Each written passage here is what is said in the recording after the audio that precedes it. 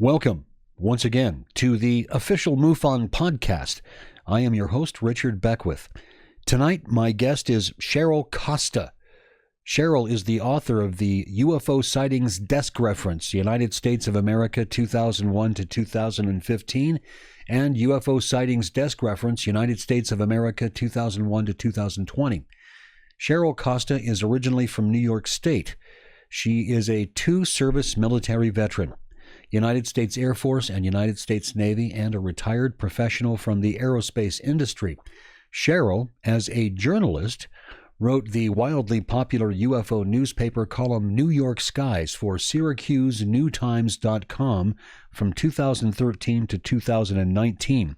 She holds a Bachelor of Arts degree from the State University of New York at Empire State College in Entertainment Writing and Production. Cheryl was awarded the Researcher of the Year in 2018 by the International UFO Congress. I'm very happy to have her here with me tonight. Cheryl Costa, welcome to the official MUFON podcast. Thank you, Richard. Happy to be here. I'm very happy to have you here.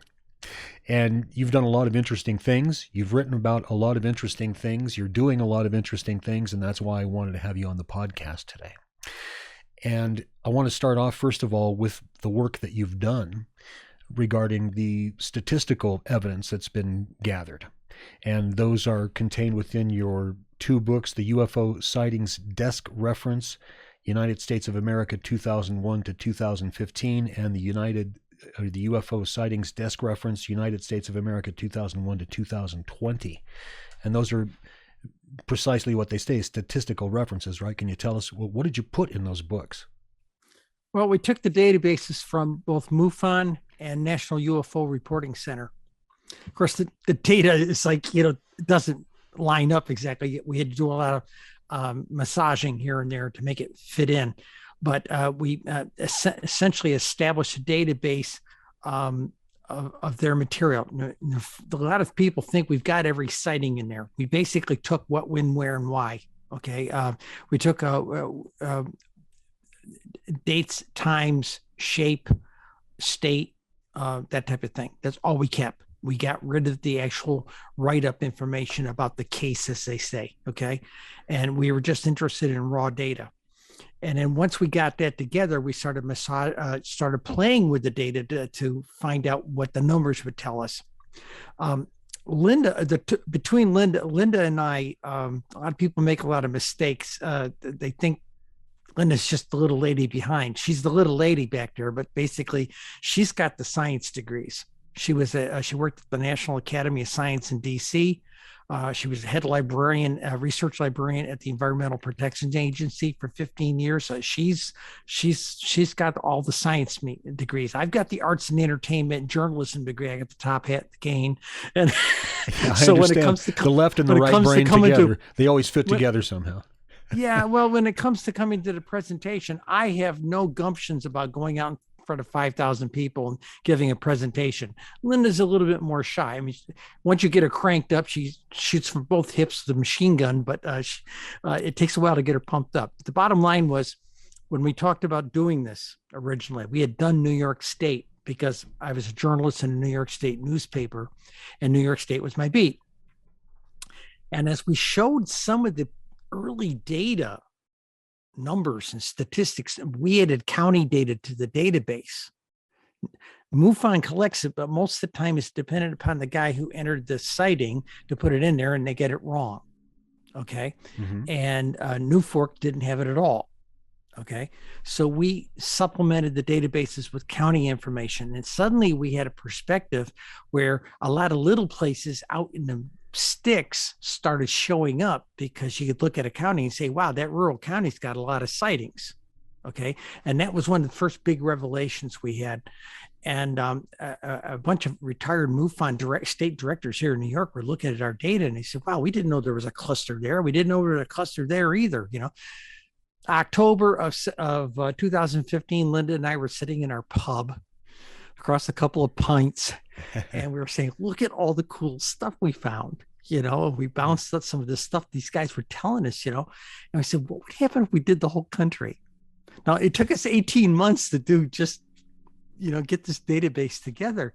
And we thought maybe it'd take a year. It took 18 months. Okay, now, was it 18 months total grind? No, the thing you got to keep in mind, we both had day jobs at the time. I was retired, but I was working full-time at a bank. Okay. And boy, you want to learn how to do spreadsheets, go to work for a bank. Okay. I had done spreadsheets for years in Lockheed Martin. Went to work for the bank in 6 months. I learned more about spreadsheets and the way to crunch the data than I ever dreamed of being able to do. But the bottom line was we got into the data. We wanted to see what was going on. And Linda's question when we started this whole thing was, let's do 21st century data. Everybody thinks the 40s, 50s, 60s, 70s, those are the golden age of UFOs. Baby, we are in the platinum age of UFOs right now. Now is when they're happening. The only reason we don't hear about it is because the press has been shut off on this stuff since 68 in the Condon report. We actually have more sightings. People asked me when the first book came out, they emailed us and said, why didn't you girls go back 40 years? Okay, when we did the second book, we actually did an experiment. We actually got the guys over at MUFON, your COO guy there to get St. John, got him to give us a Ken. database. Yeah, Ken. From 1960 to 2000. Okay, there's 40 years. Okay. And he gave that, and we pulled the rest of it from MUFON again. We went through the gyrations and making them compatible. And that 40-year period had 13,150 sightings for 40 years. Okay. 13,050. Okay. In 2012, we had 14,000. Okay. If you see what I mean, we had a 40-year window, but 13,000 sightings. Big deal. We've got dates here in the 21st century in the high, many high thousands. And I think in your book, you said it was 167,000, and that was in your book, which is now a couple of years old. The 20-year window, right? 2001 to 2020, 167,632. Holy moly! And a lot of people say, "Well, Cheryl, you didn't." I hear this. There's two camps that you don't hear from. Okay, the one camp of people who are kind of on the fringes of UFOs, and but they aren't in it like we are. Okay, and they say, "Well, Cheryl, this is the guy at Staples," because I was going down there getting copies for things. He said, "Hey, Cheryl, did you take all the kooks and nuts out?" Okay, like I'm supposed to pick and choose which ones are in the database. I said, "No, they all stay in there. Statistically, I can adjust for that." Okay. Right. And then there's these other people over here on the other side. Because they're outliers in the data, right? Exactly. And then these other people that are sitting out here in the, what I'm going to call the social groups and things like this. And they're saying, well, they can't all be real, Cheryl. Okay, fine. How many do you want me to take out? Okay, statistically, I can do this. Mm-hmm. And I kept getting people telling me, well, gee whiz, Cheryl, 10, 15, 20%. We agreed on 30% at one point. Okay. So here's what happens when you do this thing, 20 years worth of UFO sightings against 30%. We just took 70%. They're kooks and nuts. We just took 70% right off the top.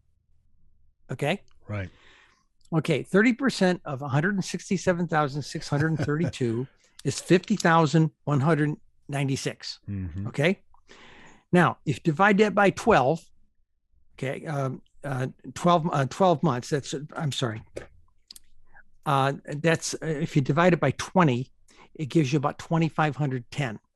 That's per year average. It actually went up like this and comes back down, but that's average. Okay. If you divide it by months, it's about 209 a month. Okay. Basically about 48 in the whole United States, about 48 a week in that 20-year period. Mm-hmm. Okay.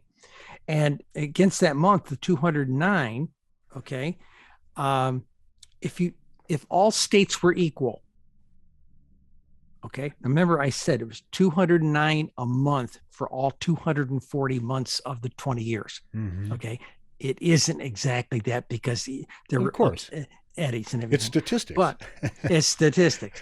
But if you take that 209 if all states were equal, they are not by a long shot, but let's just to say all 50 states were equal and divide it by 50, that 209, it comes up to 4 sightings a week for 4 sightings a month. I'm sorry, 4 sightings a month. That's 1 sighting a week for every single state that is probably the real thing.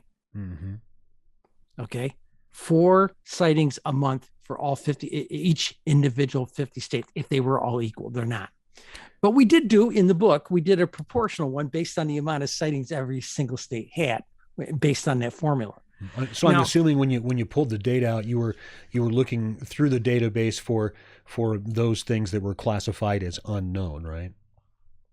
Is that correct, or am I incorrect about that? We took everything. Oh, okay, I see. Okay, okay, I see. Regardless of whether it was explained or whatever, just to see it. I understand. If it was in there, if it was reported, because another statistic we came up with, and we had a hard time getting this number, developing this number. People kept asking, well, there's got to be some percentage of people who don't report them. Okay, and we played with that, and then couldn't come up with a number that jived. Okay, and then in 2017, July of 2017, Fox Pictures was doing a movie about, they set this horror movie against the Phoenix Lights. Okay. And they did a poll about that time. Okay. And it was all the same kind of stuff you typically get with any of the other polls. 36% believe, 42% are on the fence, and 17% say it's all hogwash. Okay. But they ask an additional question. They asked how many people say they saw one. Okay. And that came up to a number of about 16.7%. Well, I didn't know what to do with that number because it didn't jive with the sighting reports. Okay. But we kept it. 2 years later, in September 2019, Gallup poll publishes similar numbers. And that, by God, that 16% number comes up again. Wow. So we cranked it back against adult population. Okay. And at the time, it was like 228 million people in the United States. 76% of that population are adults. Okay. So we did that 16%. Well, okay, that comes up a roughly ballpark. Don't nail me down to the number, but it's about 42 million people. Now, 42 million people, I did that back over 20 years. Okay. And I said, well, wait a minute, that jeepers creepers, that's a lot of people saw something and didn't report it.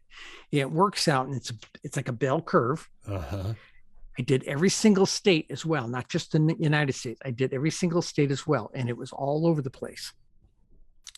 As little as 1 in 150 people reported, as 1 in 450 people reported at the other end of the curve, and up there at the bell at the top, it was 1 in about 250, 255 people reported what they saw.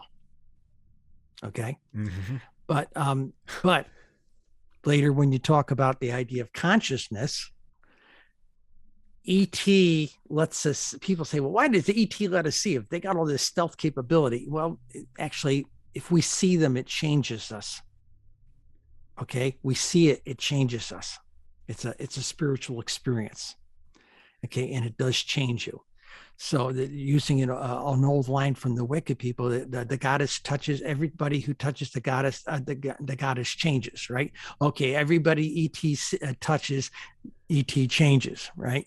And if you talk to Ray Ramirez, he'll tell you ET's trying to turn us into mystics, because the agnostic people get touched by him and abducted by him, they come back spiritual. The Bible thumpers go and get touched by him, they come back spiritual. Okay. There's this whole leveling out thing with, quote, being spiritual. So that number of around a fifth of 20% of our population, roughly 20% of our population, is a big deal when you think about it. No kidding. For the amount of people who say they have seen something. Okay. That's a lot of people.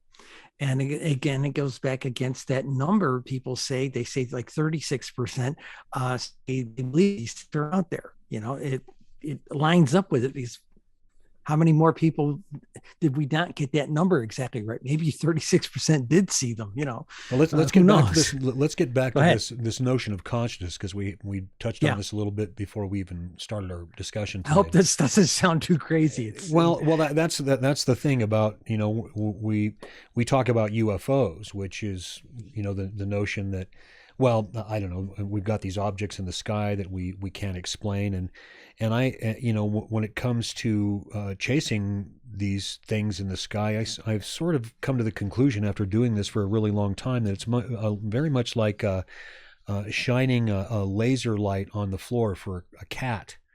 That you shine the light and the cat runs over and he tries to get the light, and you're laughing because it's just a light shining, but the cat's and then pretty soon you have a whole herd of them. I've got a bunch of cats, and they chase the light all together, and oh, look, it's red this time, it's green this time.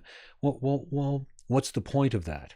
What and so you just intimated a moment ago that when we see them, that it elevates our consciousness, and what I think you partially mean by that is that they're making us aware that there is something beyond what we experience in our everyday lives, but it also goes far beyond that as well. Now, am I wrong about that? Or in a monastery, one of my high lamas told us once. He says, people walk through a sea of phenomenal paranormal things happening every day, but they don't see it because their view of reality isn't elastic enough. Okay. And one of the things they taught us to do in monasteries, be aware of a much bigger world around us. And you have to quiet your mind a lot when you have to start realizing how the quote Heisenberg, the universe is stranger than we can imagine, and it's stranger than we can imagine. Right. That's I guess what I'm getting to is that I get the feeling that the further I go along in this, I listen to Jacques Vallée, and I see the different aspects of the UFO UAP phenomenon that don't seem to make any sense. It reminds me of there's a Star Trek. I always liken this to a Star Trek episode somewhere, but there's an episode of Star Trek: The Next Generation where the Enterprise is going through space and they run into this big black void, and they get stuck in the void, and they're being observed by this big giant being that calls itself Nagilum. And it just sort of, and you know what I'm saying? I don't know if you've ever seen that particular episode, but many times. Yeah. And so, Nagilum is just like he kills one of the crew members because he wants to understand death. You know what I mean? And I sort of look at it like, are we really truly living in a matrix? Is there a consciousness that is out there, and I don't necessarily want to call it God. I'm not what you would call a spiritual person, but a higher. I use the term when I teach all that is, or the great consciousness. And if you want to stay with modern mythos, the force. Right. But it's all the same thing. You look at the basis of the force is consciousness, clearly, and all the things that they can do in Star Wars are things that people actually claim to be able to do on some level already. I can't argue with you. Like I said, I lived in a Buddhist monastery. I saw a lot of strange stuff. So I would imagine that I've heard of folks that actually can levitate, and not with with one of the trick really stiff canes that you can stick in a hole in the ground, just actually float in the air. I've heard tell of folks that, and these are secondhand accounts that I get from researchers like yourself that tell me these tales from across the world. Another guy told me about a magician that in a magic shop he went into, and he had to call, it was in Japan, he had to call it a magic shop, but this guy actually did manipulate matter. He could take objects and make them float across. He said that this guy made a cigarette come out of his own pocket and float across the room and drop into his pocket. And with, how do you do that? It's far beyond sleight of hand. So there's something going on here that, And so are we being allowed to see this? Are we seeing Okay. Okay. Let me give it to you the way I teach it in my new book. Okay. The name of the book is Magical Musings of a Rogue Witch. How are we Okay. going to get that book? It will be available on Amazon about sometime in the next 2 months. Can we get it on Kindle too? Uh, you know, I hit one of the a book I put out 20 years ago. The publisher came to me and said, "Oh, put it on Kindle." It was available for free all over the internet within 2 weeks. Oh, okay, yeah. Not going to do another Kindle, although Amazon assures me, "Oh no, we can protect it." Nah. Yeah. I'm uncomfortable with that. Okay. All right. Well, I was just wondering because I read from the Kindle a lot, but I'll buy the paper book because I have a library behind me here. So. Okay. Well, here's the deal. All this, okay, all that back there, it's a construct. Okay. Mm-hmm. Now this is kind of getting the matrix area, but it's a construct. Mm-hmm. All of reality around it is a construct. As a magical person, I teach my students that construct can be bent. It can be manipulated. You can push it and give it a dimple and change its reality. Very accomplished lamas, like the guy you were talking about, and some of the lamas that I met in monastery, okay? They're in deep, quiet meditation. And to quote the author Robert Thurman, they are literally meditating at a level where they are changing the machine code of reality. Okay? This stuff is so, everything around you seems to be solid, but everything around you is what's the word I want to use? Malleable. Okay. And to someone who is, it's not about lighting candles and incense. And this is the first thing I tell my students, you don't need to do this. You need to learn to quiet your mind.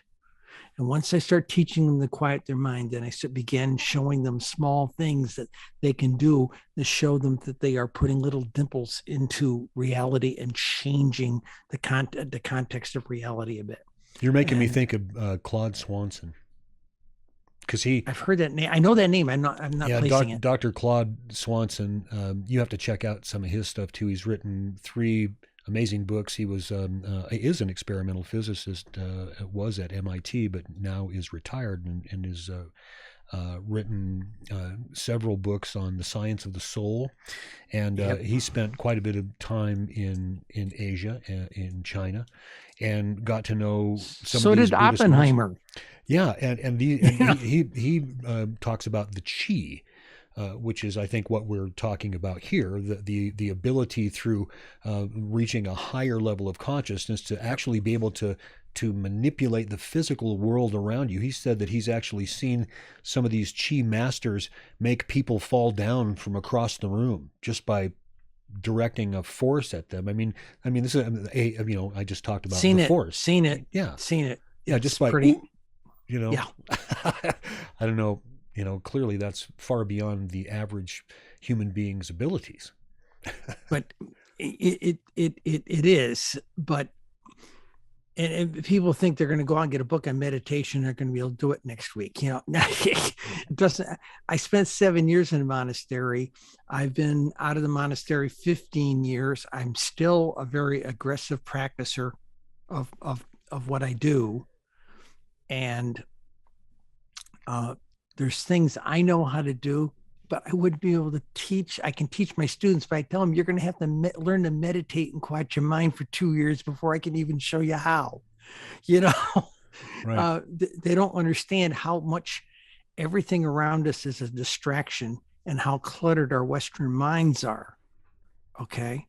What I've been impressed with are the CE5 people, because they are starting to learn this whole thing with quieting themselves and reaching out with joy, as they say. Okay.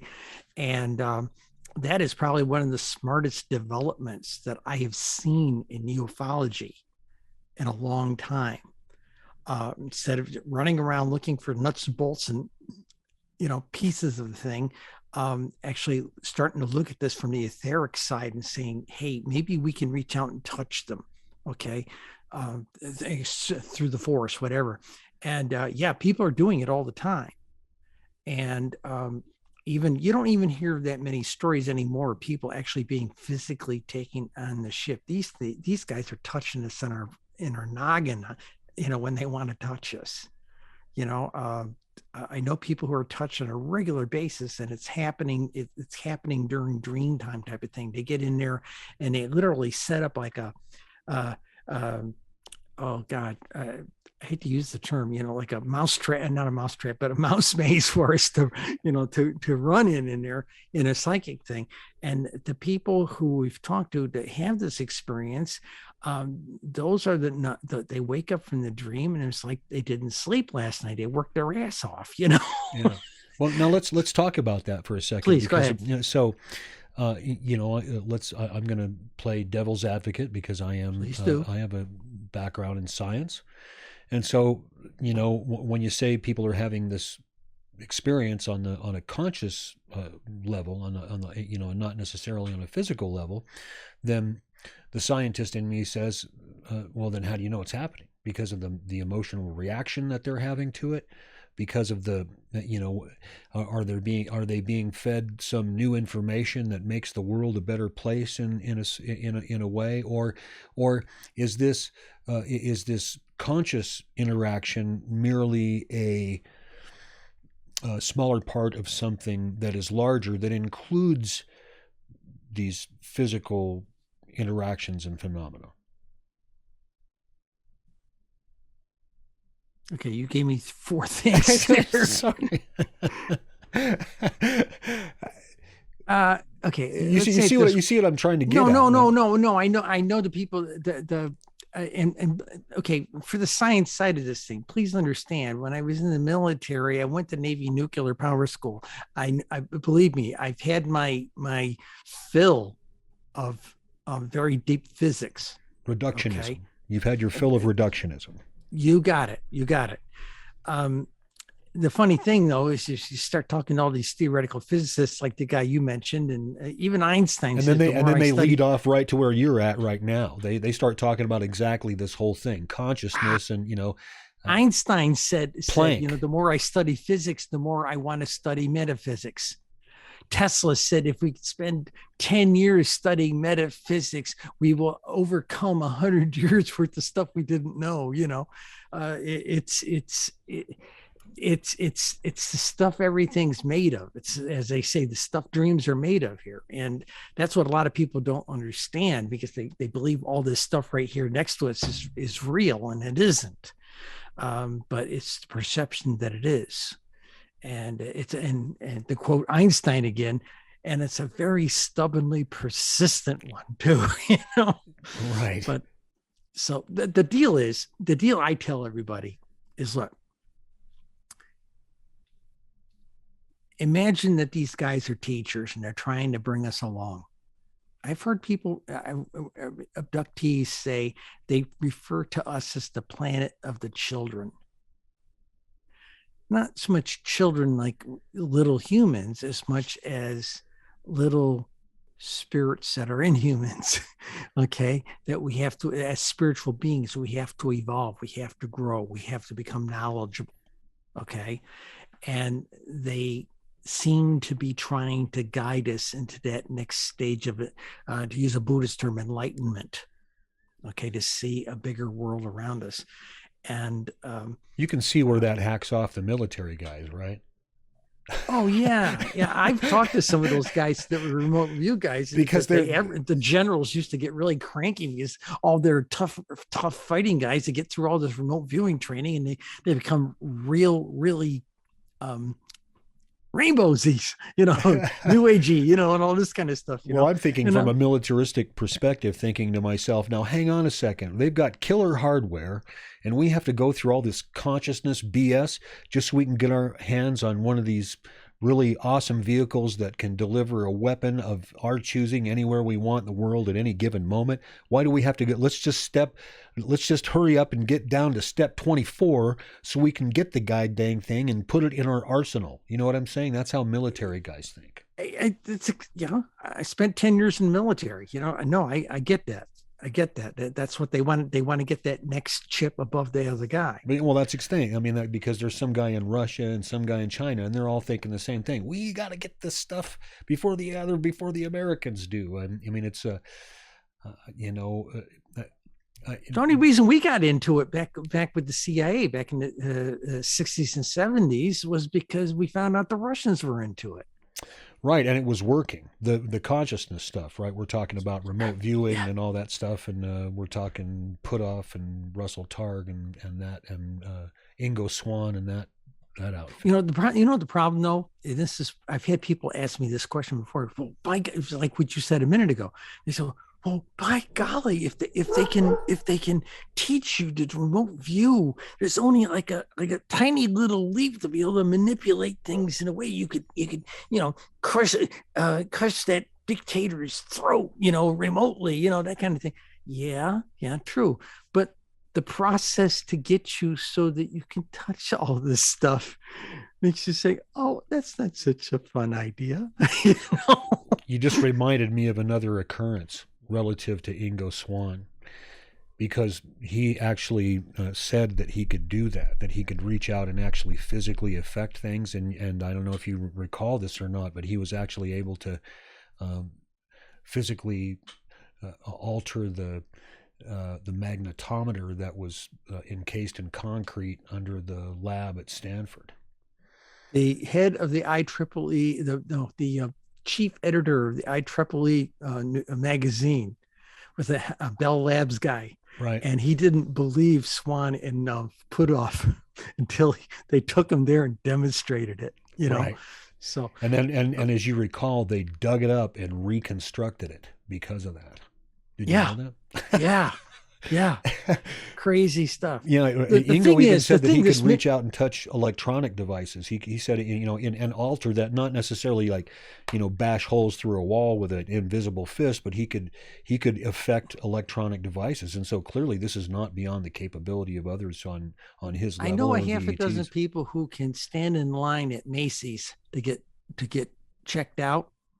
And all 12 or 15 people in front of them get all checked out at the point of sale. And as soon as they get there, the whole computer system goes down. Okay. I know a bunch of people like that. Okay. And the Army knows about people like that. There are certain buildings at Fort Meade that anybody they've identified to have that kind of a quirk, they're not to be within 100 yards of that building. So if they're affecting normal computers this way, think what they might be doing to experimental quantum computers. Right. I have a friend that can make things move with his mind. Just objects, bend things. I mean, it's amazing to see and be in the presence of. The funny thing is that what people say, I used to have people, why can't the military develop this, this woo to attack somebody, And I says, witches have been doing that for millennia, And in my book, I talk a lot about the different flavors of magical practice, and you'll never hear the word devil in there any place. It's all a matter of manipulating the force. Okay. It a really matter is. Of intention. Right? It's the nature of the intention, and intention is everything in magic. Okay. But the thing is, like I said, once you sort of learn how to do it, most people who learn how to do it don't end up being that evil overlord everybody expects you to evolve. Oh, you'll get all that power, you'll evolve into this evil overlord. No, man, you start studying magic, and if you really get into it, it really mellows you out, because you realize just how delicate everything is. Well, it's karma, right? I mean, if you're projecting evil intent onto the world, doesn't that evil intent come back to you if you do evil to something? Doesn't that? Do you know how many people read on social media groups they're about magic? We don't believe in karma. That's that Hindu crap. We don't believe in it.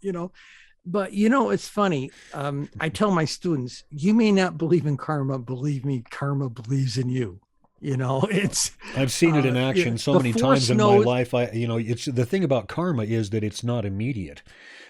No, that's they think karma it's going takes to its bite them time. immediately. They don't realize Right. it's going to get them down the road. Right, but it always thing, does. There's regardless of what the intent was or what. But if it's meant to do, even if it's harm to someone that may be perceived by a number of people to be evil, it's if you're intending to do harm to someone else, that harm will come back to you. And I realize I sound as crazy as you. No, you sound. It sounds like you're quoting my book. But I tell people, I says, look, one of the things you got to keep in mind with this stuff is that karma is a law of the universe, and believe me, it is. And if you want to get away from the Hindu Buddhist thing or something like that, let's put it in Star Wars terms. The Force knows if you've been naughty or nice. Trust me. Okay. And it might bite you. It might not bite you this lifetime, but boy, it might bite you the next lifetime, and you might come out born deformed. Who knows? And it might be because this other thing you did, you don't know. And I teach my students, I said, I don't care if it's the nastiest guy out there, the nastiest evil dictator, like the guys you see in the science fiction, not science fiction, like the James Bond movies, right. Wish him a nice day. Maybe he never got a nice day. Maybe his parents were idiots and they treated him terrible. Send him a nice day. Maybe he'll sweeten up, and if he doesn't sweeten up, maybe he'll have such a great day. He'll wrap himself around a telephone pole. Okay, great. But you didn't wish that on him. No. The idea is wish the guy a nice day. Now, right. That's what I call the small fish. Okay. What about the big fish? The Osama bin Laden's, the Hussein guys, those kinds of guys, right? I live by a rule of the send the universe, do a prayer to ripen his or her karma. Okay, in a more recent, sooner than later. Okay. And I got the idea from a 1930s gospel song, No Place to Hide. Okay. It just basically make it no place to hide. And I know a bunch of magical people who went after Saddam Hussein after he sort of disappeared for a while. And where did they find him? They found him in a hole hiding. Okay. So you get the juice of that. Mm-hmm. The bottom line is don't do anything. You're connected to every living thing, everywhere, every when, all through the entire universe or metaverse. Okay. If you're connected to them, if you hurt them, you're only hurting yourself ultimately. Okay. Because we're all part of the same juice. So why do that? It does not make sense. Wake up, look past the chicken suit here. You're looking at another aspect of yourself. And that's what I tell people. And I talk this up really strong in my book. People say, well, what kind of a spell should we do? I said, how about making an offering for all beings everywhere, every when, for a nice day? And they said, well, what does that get us? Well, that kickback aspect, they say like some percentage of it comes back. If you do bad, some percentage come back and bite you. If you do something really good, some percentage is going to come back and be good for you. So making an offering for gazillions of deserving beings all through the multiverse. Boy, what a cool blowback that is, And it might result in you having your own very nice day. Right? Yeah, we could use it. Heck, right now we've got this huge plague going on, one after another. You'd think we could all use a nice day right now, Right. Well, and now, Cheryl, I'm going to bring you back down to earth back again. To UFOs. Well, yeah, because clearly this is the MUFON podcast, and the Mutual UFO Network is a scientific organization dedicated to the scientific study of UFOs for the benefit of humanity. And so our goal as an organization, our mission as an organization is to learn as much as we can about this phenomenon and make that information available to the general public. But again, we've been chasing these lights around, much Right. like the small kittens. And so based upon the fact that we now know, and it's proven, and we've, in my view, to a certain extent, mission accomplished. But we can't all go home, and because there's a whole new set of questions. And so my question to you is, what do we do next? Because, and I'm talking about as a culture and as a society, because it looks to me like, and you tell me if I'm wrong, but I think they're clearly getting ready to share something with us.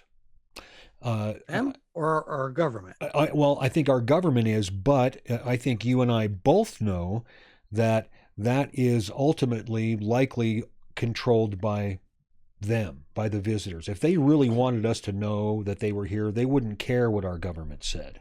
And so I think that they're, but I do think that something is happening on some level. Maybe there is. They think we're a bunch of idiots, honest to God. They Well, really of course we are. You know, I mean, the remark when one experiencer came back and told me, they said, "No, what did your dunderhead species do now?" You know.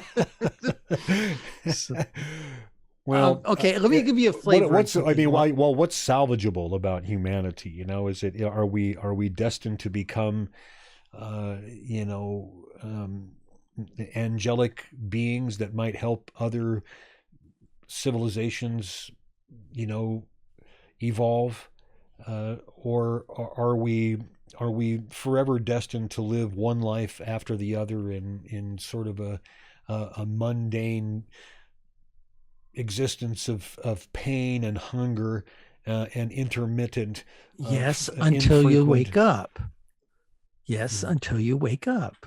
And then what happens when you wake up, Cheryl?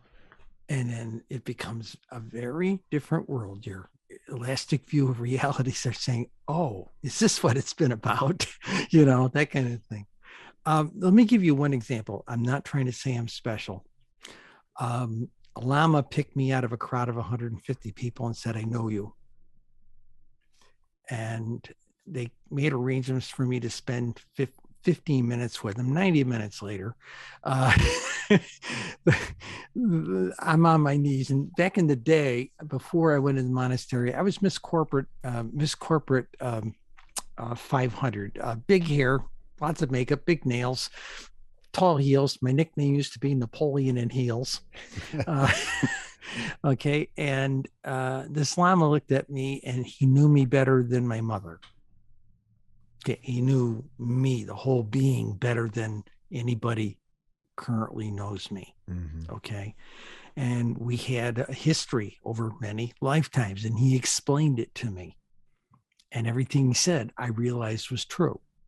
Okay. It fit a lot of pieces together from, things you remember in dreams, that kind of thing.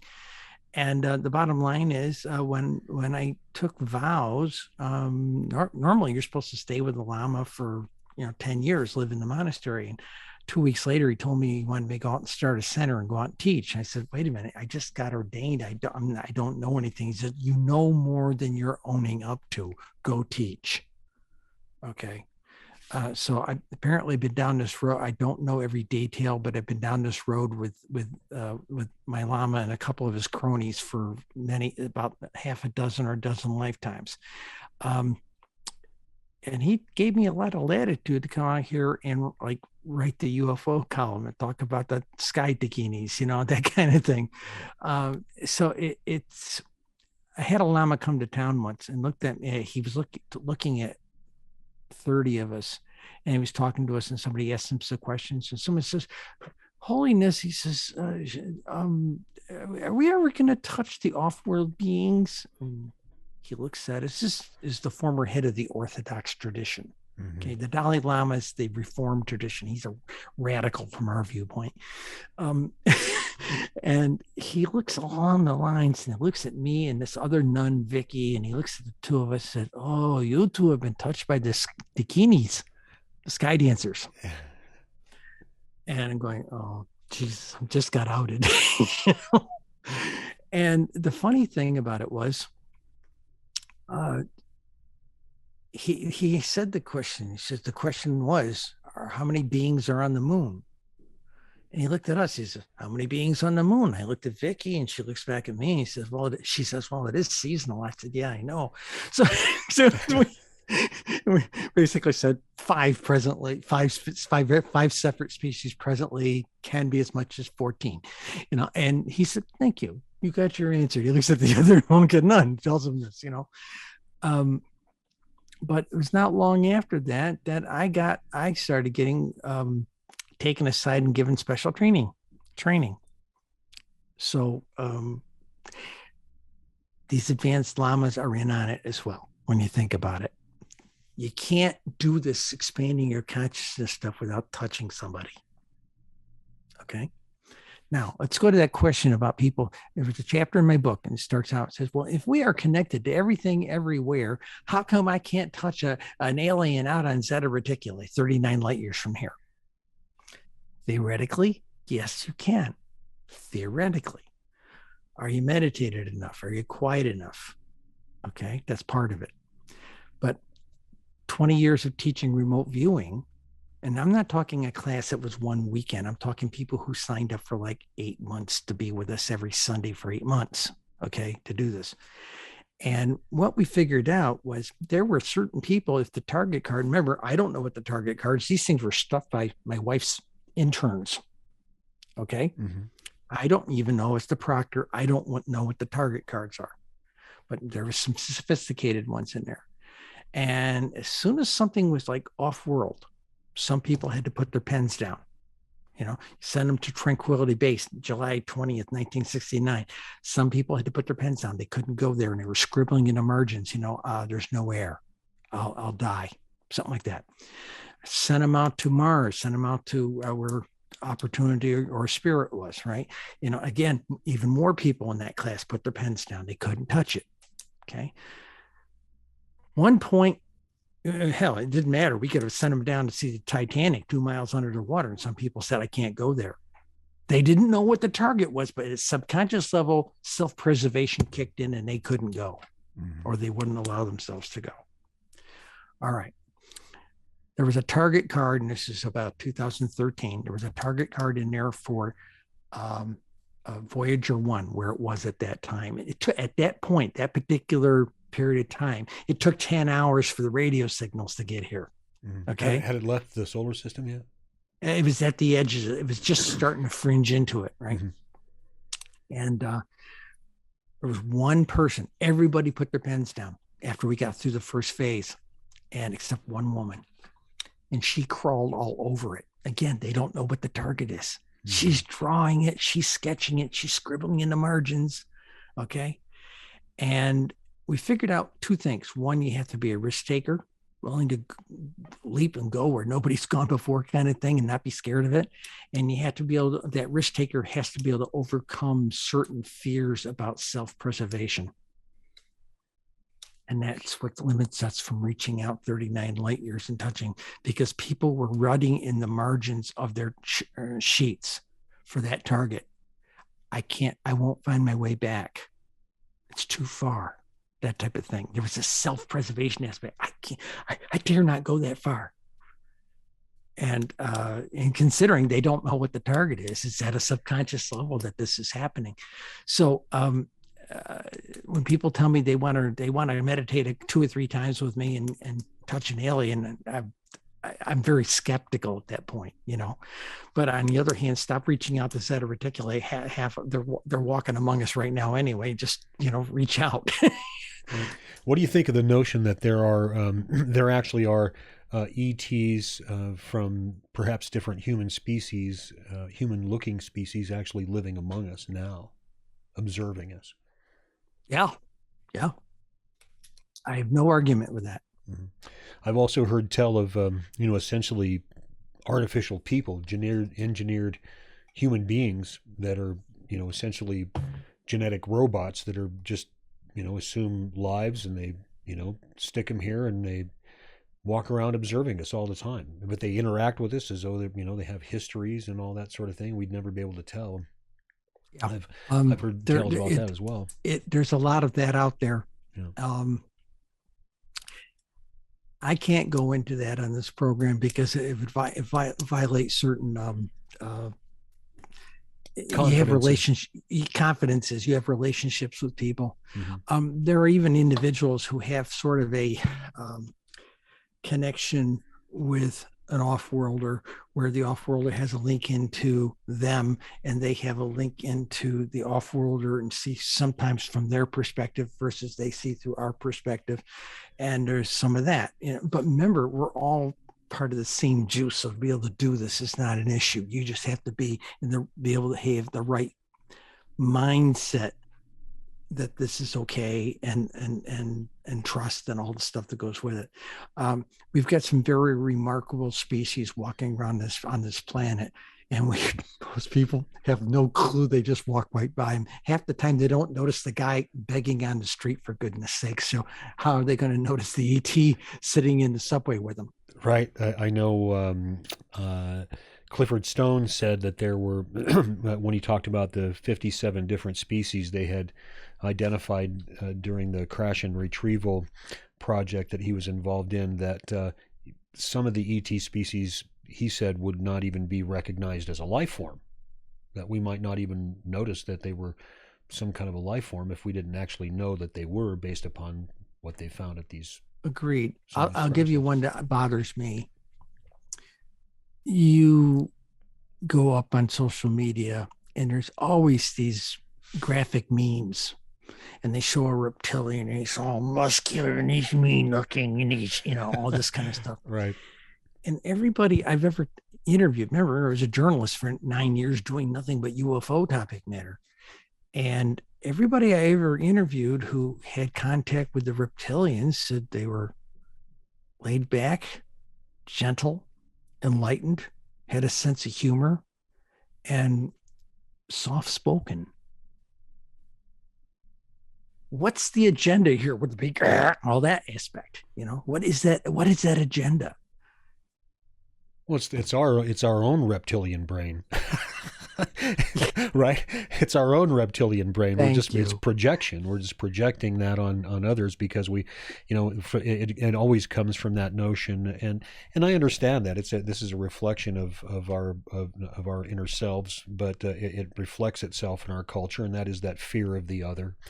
That this notion that if they're coming, if someone is coming to our village, they must be coming to take what we have, and they therefore must be the enemy, especially because they look completely different than we do, so they must want what we have. And so we have to eliminate them. Otherwise, if we don't eliminate them, then we risk our own existence. I'm so tired of that philosophy. I am just absolutely sick to death of it because now it has come home to roost. Let's go one step further, and I can't tell you where I know the story from. Zudi in the Garden of Eden, and he says to Eve, "You're better than this. You can be so much more." Okay. That should say something right there. Right. So, Cheryl, tell us again the name of your new book that's coming out. Oh, this new one is not UFOs, believe me. It's called Magical Musings of a Rogue Witch. Okay. And why the rogue witch? Well, I come by the term, I come by the title, honestly. I always cut my own path in terms of my study of the craft over the years. I didn't get stuck in just one tradition and only view it from one tradition. And I studied many traditions. I spent time in a Buddhist monastery and learned their view on this stuff and how everything's constructed. And the bottom line is that I decide when you retire as technically a Wicca priestess. When you retire, there's an expectation that you will write your own book of magic of your view of it. Some people write about how to run a coven. Some people how will give you every spell they ever wrote, that kind of thing. Some people do organizational stuff. I decided to go to nuts and bolts. And I said, I'm going to teach magic the way I see it. And I took all the Hollywood dressings off. No candles, no incense, no drums. Basically, you've got to learn to quiet your mind. And when you learn to quiet your mind, all of this stuff now becomes like Play-Doh. Okay. And I teach it from that viewpoint, but I really harp on the all through the whole thing. Are you still doing that 2 to 5 minutes of meditation every day? You got to do that. You can't be bowing your head to the sacred phone 80 times a day. You've got to, you can't do that. If that's a distraction, you got to give, if you're going to study magic, you got to give that up as an addiction. I have a cell phone, but do I live on it? No. You got to give up the addictions, the cigarettes, whatever, those things that are addictions. If you watch too much TV, if you're one of these people who watch television 17 hours a day, you got to give up the addictions. You've got to have control so that you are not distracted by the addictions. Okay. And then that's how I approached it. And to be honest with you, the first time I wrote the book back in the early 2000s, I showed it to my adult daughter and she said, "My God, you can't publish this." I said, "Why?" He said, "You made it too easy. You're handing out loaded shotguns to third graders." Okay. So I put it on the shelf for about a year, came back and read it, took it in the backyard, put it on the grill, poured lighter fluid over it and burned it. Okay.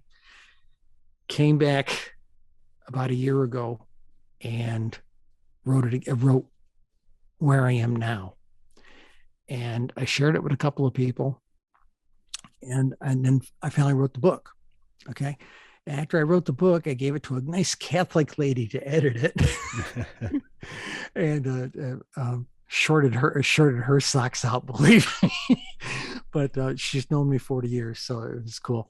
And then I sent out a proof PDF to peers, the Silver Raven Wolves, Marlene Marcellus. There's a bunch of really, really talented authors out there that are very, very excellent mages in their own rights. A couple of them are Bruja tradition, Mexican, South American traditions. And I thought they'd all hate it. And they all came back with these glowing things that you can use for blurbs. They loved it.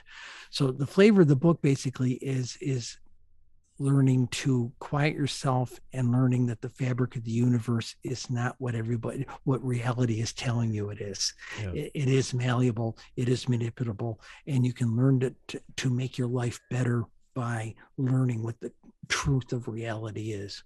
And that's the flavor of the book. And they can obtain this on Amazon.com. It'll be on Amazon. In fact, when it's available, it'll be, if you Google Cheryl Costa in the book lookups, you'll find the UFO books and you'll find this Musings of a Rogue Witch. And I start a new radio show in about 3 weeks. Oh, okay. Tell everybody about that. It's a UK firm called Zycotica. And they had interviewed me for UFO stuff about 4 months ago. And it was very clear I used to be a talk host because of the way I conducted myself on the show. And the guys came back to me, their senior producer came back to me and says, "I heard you talking about the spiritual side of the UFOs on that show, one of their shows."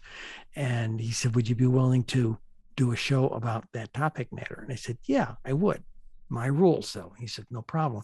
So right now my face is plastered all over London on billboards, bus stations, subways. It was even on one of those big electronic banners at Wimbledon for 3 days. Wow, okay. Cool. The show is called Mystical Mentors with Cheryl Costa, and I debut 3rd of February. And how can we see it now? How can we? It'll be available on YouTube once we start rolling the show. Cool. I've got one of my other shows I used to do on the topic of craft and mystical stuff was called Cosmic Questions. I did it with KC Owara out in Vegas, and I did it for 3 years. And I had 2 different publishers feeding authors to me of all the best books on the topic matter. And right now I've got 5 publishers pushing authors to me. I've got bookings all the way through June, July timeframe with people. So everybody wants to get in on this because they know it's going to be a hot show, 2-hour show on streaming like this. It should be a lot of fun. Oh, cool. And we'll talk UFOs from time to time as it applies into the mystical stuff. Right. You've also got, I just want to remind folks that you still have your other 2 books, the UFO Sightings Desk Reference, 2001-2015, and the UFO Sightings Desk Reference, 2001 to 2020, and that's available on Amazon.com. You know what's fun with that book? If you notice, it's got a pink cover. The first book, the 2015 book, that was white because Linda wanted to make it look like a government report. And she knew how because she worked at a government agency, Right. We made the other one pink because somebody came to us last year during the lockdown and said, if Rubio gets his bill through, they might have congressional hearings. And to be honest with you, the person that called me up from DC said, you girls wrote the only book of statistics since Project Blue Book. Okay, you might get called.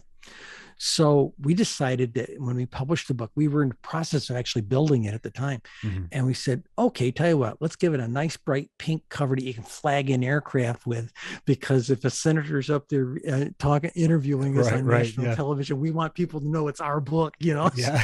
And a couple of girls wrote it, and that was the flavor of the whole thing. Now, there's one more book up there on Amazon. Mm-hmm. It's called The UFO Beat. Mm-hmm. Okay, another 8.5 by 11 book. Okay, I put that out in 2020. It's all 237 articles that I wrote for the Syracuse New Times from 2013 to 2019. It's all UFO stuff.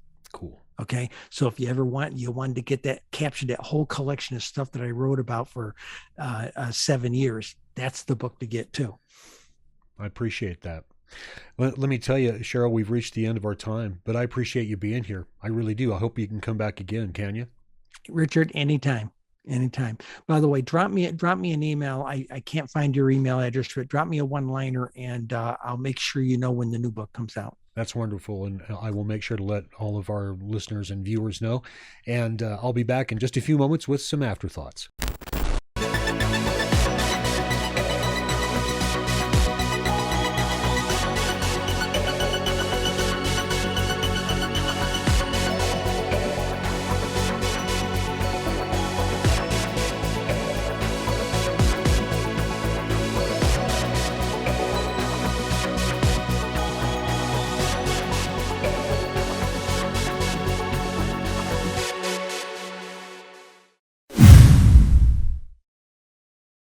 You are not alone.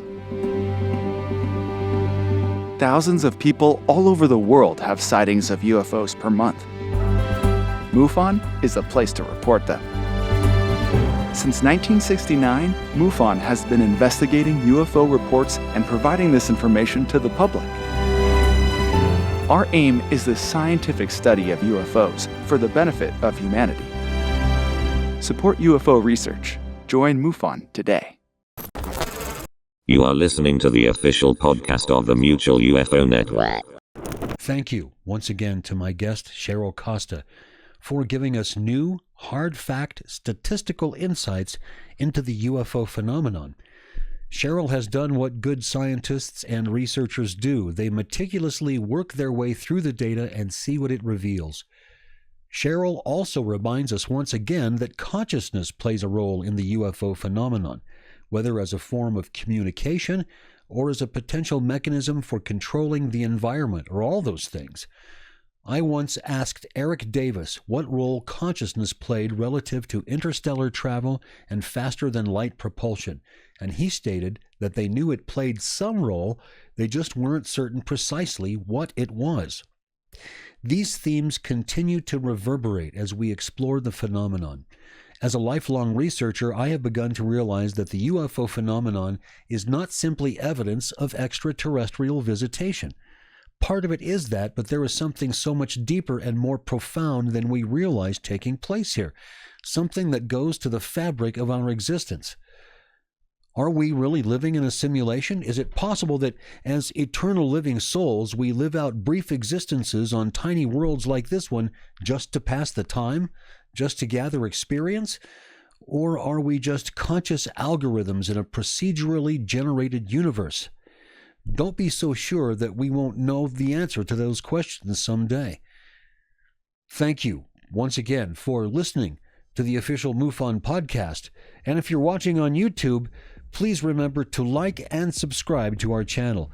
We'll see you next time right here on the official MUFON podcast.